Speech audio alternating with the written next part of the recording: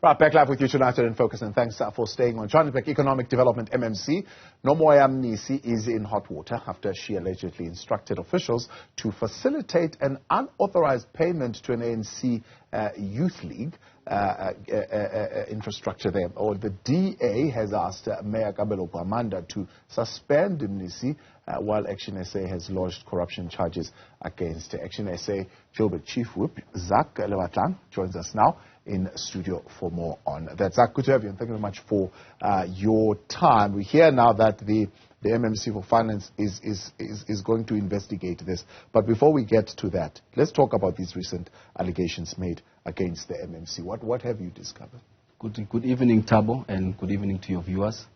As ActionSA in the Johannesburg caucus, we received a tip within the department and other structures that, in fact, the MMC of Economic Development is directly interfering with decisions made within management. And one of the important things that we have realized as a political party that believes in the rule of law, we've then consulted various legal advices, and we've also consulted our political structures in terms of what should we do as with this particular information going forward. Therefore, based on the information that we received and the evidence, we then pursued the police at the Hillbrow police station last week Tuesday on the 1st of August, and we officially opened a corruption case against the MMC of Economic Development. So did the MMC, because of course she's denying all these allegations, do you have evidence that says she gave an instruction to an accounting officer in her department to make a transfer of some sort? Mr. Sipho Mzobe, the former acting CFO of the Department of JPC, Johannesburg Property Company, in fact wrote an internal memo. The internal memo clearly stated that the MMC was interfering in his job in terms of how he needs to execute his job. And also there's a particular invoice that we have seen, and disturbingly is that this particular invoice clearly states that it is it's CC'd that the MMC, Ms. Nomoya Mnisi, as the direct person who's instructing the CFO to pay over 800,000 to a particular hotel in Sandton. And upon paying this hotel, obviously there was an ANC Youth League conference that took place in July, where she was allegedly a fundraiser. She was part of the fundraising committee, and using her political position, she then issued out this particular invoice for the former acting CFO to pay to this particular hotel. So we do have evidence. Yeah. The internal memo is there, and the particular invoice is also there. What are the itemized items on this invoice for 800,000? There are things such as, sound, mics, breakfast, room rates. You can mention a lot of things. But some of the things, and we believe those are just, smoke screen items. If you look at recent events, how politicians, especially who are involved in corrupt activities, use particular invoices but get money cash, as a kickback to execute or do some corrupt activities in their political programs. Yeah. But basically on the invoice it's speaking about, hiring of sound, renting out of rooms per night, breakfast and lunch and so forth. Yes. And in your investigation, you're saying there is no relationship between that particular booking at that hotel at that time with the programs of her department? Look, there's no relationship. Number one is that you cannot, as a political head, especially as an MMC of Economic Development, instruct an official to pay for a particular program linked to your political party. There's various rules and various acts that are against those particular instructions. You can go to the Municipality Structures Act.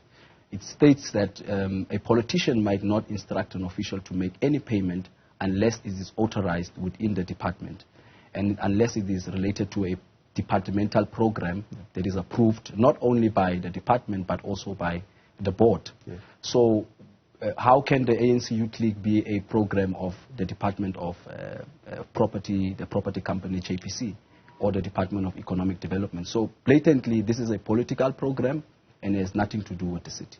Yeah. Is it premature for you to be calling for the suspension of the MMC, considering that there are various entities and bodies that could conduct thorough investigations and come up with a more concrete report and outcome before you make that call? From the evidence that we have gathered and the legal advice that we have received, after going to the police station, we have then taken further steps, internal steps within council, where we wrote to the Speaker of Council to refer to the Committee of Ethics. And importantly, in this particular committee, you have councillors who sit from different political parties, where they scrutinize, investigate, and also ask questions, where we have expected that people like Mr. Sipho Mzobe would be called in and to come and clarify some of the points that is made in the particular internal memo. But for us, we also took a further step. We then wrote to the executive mayor to say, yes, serious allegations against one of your MMCs. Can you initiate an independent investigation to look at this particular issue to ensure that the MMC is held accountable? And where the MMC is found guilty, the MMC must face the law. But we said we can't wait for investigations that are going to take for weeks and weeks. We and then requested that the MMC must either be resigning or suspended, because we've got information she has been sending text messages, to board members. She's been sending text messages to Mr. Mzobe as well, claiming various things, insulting him, in fact, for not executing these particular instructions from her. And we feel that she's a threat to that particular department, because if you look at the department, it has various entities, the Joburg Tourism Company, the Fruit Fresh Produce Market. These are multi-billion rand entities. And with her at the top, it's going to give us serious problems. So there's nothing premature about it. We are just calling that the MMC must be suspended or she must resign so that the investigation can be independent and proceed and ensure that any wrongdoings that are found, she must be held accountable. Yeah. So her fellow comrade and party, say they will come from the same party, I suppose, with the finance MMC, who has now said that, well, his department is the one that is responsible for monitoring governance in the municipality. So he will be investigating these recent allegations. What do you make of the MMC taking? No, in fact, we need to reject that. Because Mr. Dada Morero is an MMC appointed by an executive mayor. He is not an executive mayor. So the executive mayor has the authority provided by him to appoint an MMC. So Mr. Dada Morero and Ms. Mnisi is on the same level in terms of how council operates and how a MACOM is compiled. So Mr. Dada Morero cannot initiate an investigation. The person that must initiate an independent investigation is the executive mayor or the speaker or the speaker of council, So Mr. Dada Morero's internal investigation is quite surprising. And it should be appalling, because what is he going to investigate? How do you investigate your fellow colleague when the boss is the executive mayor? So clearly we're starting to see that the coalition in Johannesburg is quite confusing. Tomorrow you have a person called the Premier who's acting as a mayor, Mr. Panyaza Lisufi. The following day you see Mr. Dada Moreres now is doing functions of the mayor. So in fact, who is the mayor of Johannesburg? Because the mayor that we know is Mr. Kabelo Gwamanda, and he should be the one that acts, especially on such serious allegations where corruption is taking place. One would say it's quite ironic for the ActionSA to be calling on Kabelo Gwamanda to act when you came up with, again, serious allegations, you said, against the very same Kabelo Gwamanda. Where has that gone? Look, we had a motion, right? A motion against the executive mayor because of, again, serious allegations of fraud and corruption. And we, in fact, had that motion on programming. Various council meetings were cancelled, and we are hoping that that particular item is still on the agenda. I think on the 30th of August, at the end of the month, we might have what you call a council meeting. Before council, we have a programming meeting, and we are going to raise it in programming to see whether our motion will be pushed to the next council meeting We'll see when we get to programming in terms of where that item is. But we still believe Mr. Kabelo Gwamanda is the mayor for now.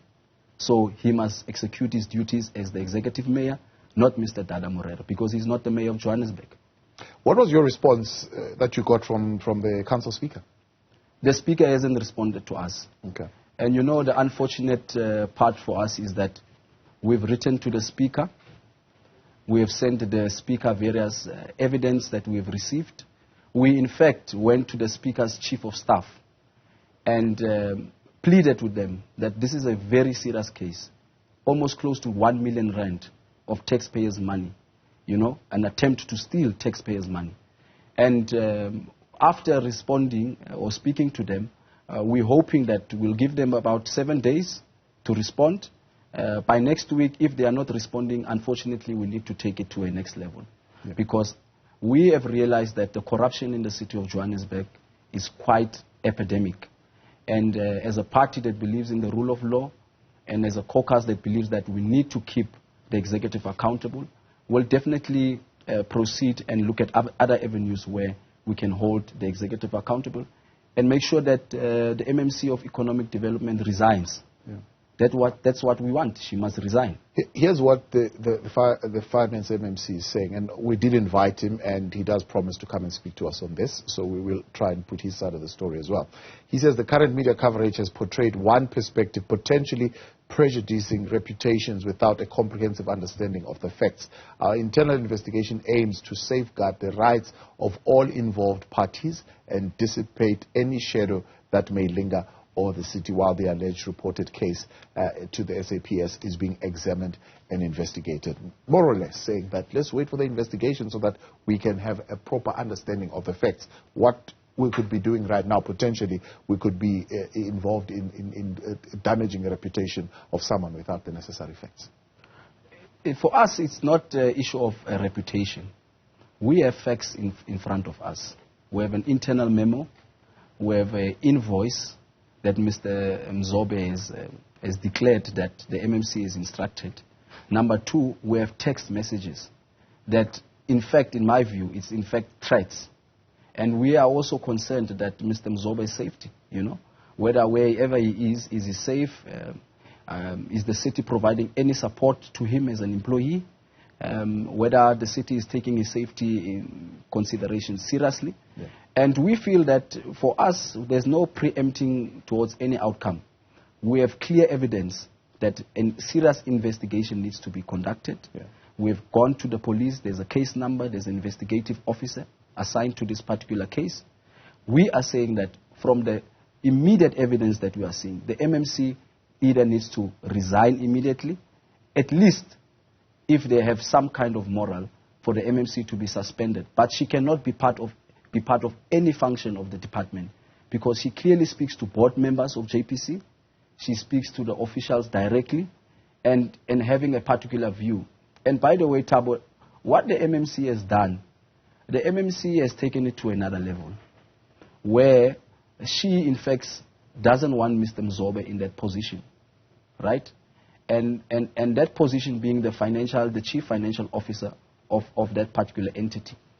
And wanting her own way, and whoever needs to take over from Mr. Mzobe needs to be the person that she is aligned to.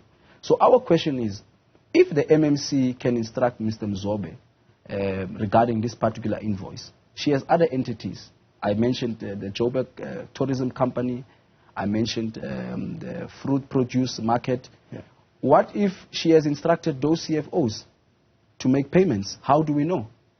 So we need to ask these questions to get to the truth, to say, has the MMC perhaps instructed the CFO of other entities to make similar payments to this particular conference of the ANC Youth League?